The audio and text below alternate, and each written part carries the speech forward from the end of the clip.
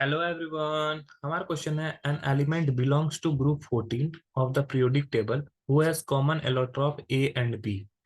A is very hard and non-conductor of electricity while B is soft to touch and good conductor of electricity. Identify the element, name each of these allotropes. अब देखो बोला गया है कि question है कि periodic table में group number 14 में का एक एलिमेंट है. ठीक है. उसके बाद दूसरा इसमें जो लिखा हुआ है कि इसके दो कॉमन एलोट्रॉप्स भी हैं, ए और बी. ए जो है, इसका एलोट्रॉप ए जो है वो बहुत ज्यादा हार्ड है. ठीक है. और इलेक्ट्रिसिटी का कंडक्टर नहीं है. दूसरा जो एलोट्रॉप है वो बहुत सॉफ्ट है और इलेक्ट्रिसिटी का कंडक्टर है. तो हम लोग को बताना है कि वो एलिमेंट का नाम क्या है और इस दोनों एलोट्रॉप मतलब कि ए और बी कौन कौन से एलोट्रॉप हैं ये बताना है. तो पहले हम लोग पीरियोडिक टेबल में ग्रुप 14 के बारे में बात करते हैं. ग्रुप 14 अगर बात करोगे तो इसमें जो फर्स्ट एलिमेंट होता है कार्बन, सिलिकॉन,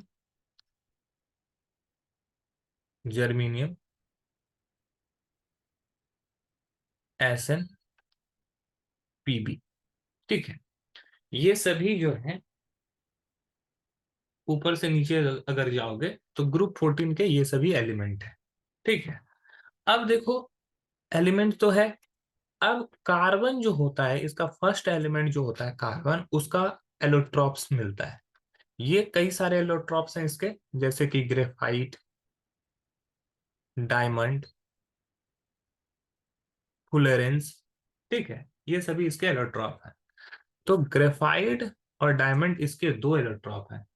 कार्बन कार्बन का एक बहुत अच्छा प्रॉपर्टी है कि कार्बन खुद से एक इन्फिनिटिव चेन बना सकता है. मतलब कि कार्बन जब तक सेटिस्फाई नहीं होगा, कार्बन का एक लंबा चेन बन सकता है. ठीक है. उसको बोलते हैं कार्बोनेशन. इसके बाद, सॉरी, केटेनेशन.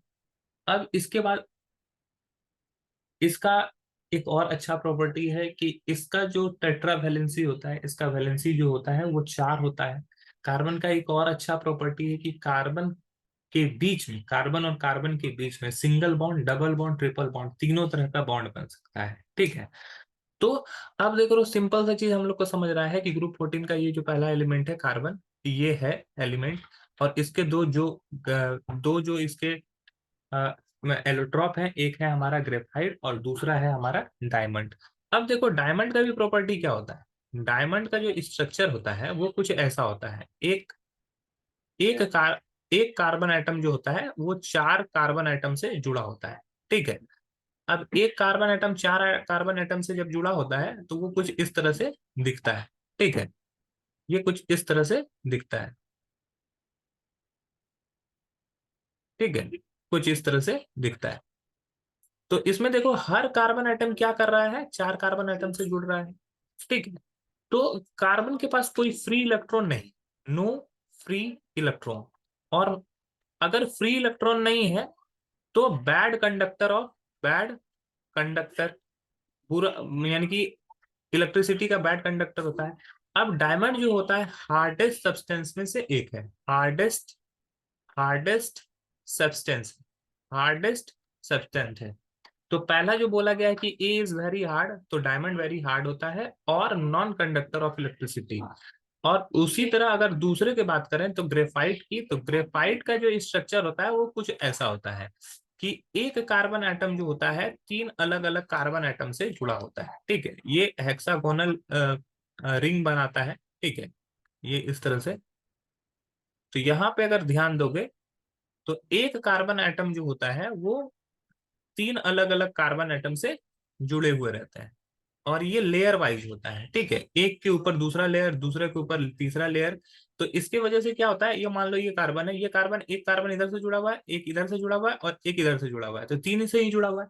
और इसका जो एक जो बॉन्ड होता है वो खाली रहता है, क्योंकि कार्बन को नीड है 4 बॉन्ड की.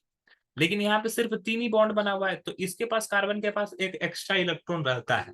तो एक्स्ट्रा इलेक्ट्रॉन है मतलब कि फ्री इलेक्ट्रॉन है. फ्री इलेक्ट्रॉन अगर रहता है तो can conduct electricity, can conduct electricity electricity conduct कर देता है फ्री इलेक्ट्रॉन की वजह से। अब दूसरी बात ये क्या है, तो कि ये जो है ना वीक वंडरबॉल फोर्स से जुड़ा होता है और लेयर वाइज होता है, इसी वजह से ये क्या होता है, सॉफ्ट होता है। इसके वजह से ये क्या होता है, सॉफ्ट होता है और आसानी से टूटने वाला होता है। तो वो एलिमेंट का नाम क्या है, तो एलिमेंट का नाम हो गया हमारा कार्बन। ठीक है, एलोट्रॉप ए जो है वो है हमारा डायमंड, और एलोट्रॉप बी जो है वो है हमारा ग्रेफाइट।